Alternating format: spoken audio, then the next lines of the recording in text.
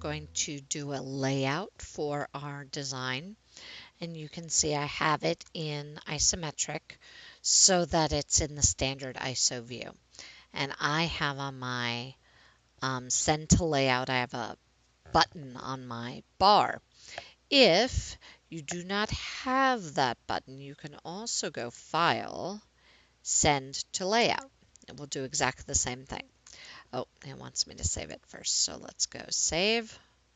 Now I will go, because I already named it and everything else, Send to Layout. And it brings me up and I get options. So first off, I want letter and I want it landscape. So I want it wide, not tall. And I just want regular lettered paper. Choose. And now it's put my model on here, but it's big, right? So I'm just going to move it around so it's in the upper corner. Just made it a little bit smaller. And now I'm just going to do a control copy, control paste, and then move it. And notice I get a nice line when it tells me it's lined up correctly. So I'm going to scooch that over, except that this version, I don't want it to look exactly the same. I want it to be the top view. So down here at the bottom where it says standard view, I'm going to say top. And over here, this standard view is going to be the isometric view. There it is. So now it looks more like what I actually wanted, and that's my top view. Again, copy, paste, drag. It gives me a nice green line, and this view can be my front view. So this is front, this is top.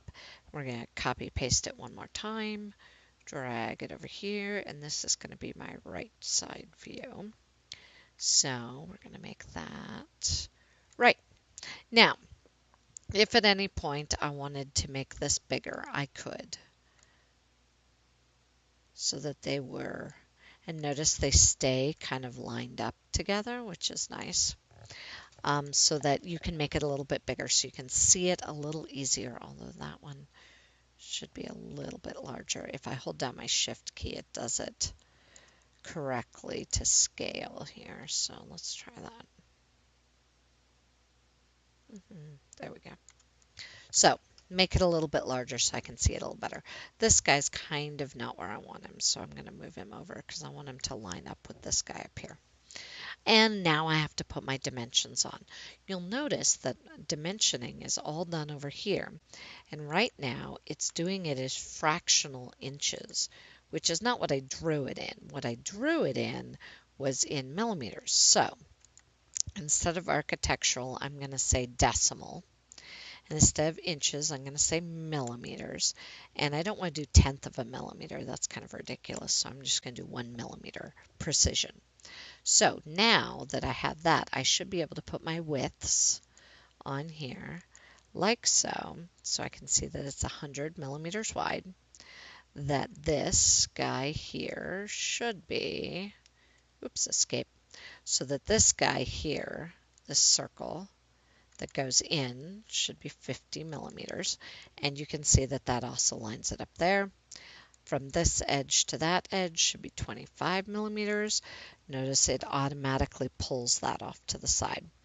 And that would be this as well. So I think those are all my widths that I need. So now I'm going to go to my top view and do my heights. So center, it likes to be on center. So the whole thing is 125 millimeters. This should show that it's 25, which it does. I'm just going to put that there. It should show me the distance here to the edge here is also 25, and that this distance from there to there is 50. And now, if I want, I can go get this guy and move him. No, I don't want to do that. I want to move it, there we go, in a little bit. But now it says it's 67 millimeters, which isn't right. So bye-bye. So when things aren't right, I just delete them and do them over. But you could go in and mess with it and get it correct. So there's my 125 millimeters. There we go. It's because I moved it that first time by accident. So now I have my widths, I have my depths, and now I need my height. So I'm going to come here onto the right side view and do all my heights. We're just going to put this over here. This guy here should be right there. And notice I'm moving all my lines so that they are not on top of my drawing, because that would not only make it ugly, but really, really hard to see. This guy over here, however, is a problem. So I need to actually put him off to the side, because if I pull him the other way, you're not going to see what the point was.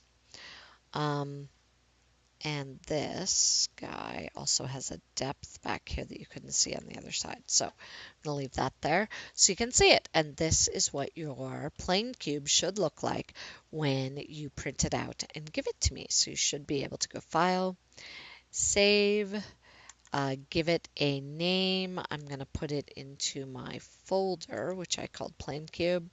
So this is Plane Cube 2 Layout.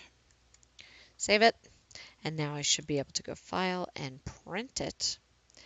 And I'm just going to select the local black and white printer and hit print, and it should go ahead and print it for me with all of my dimensions on it so that I can actually see that everything was the correct size.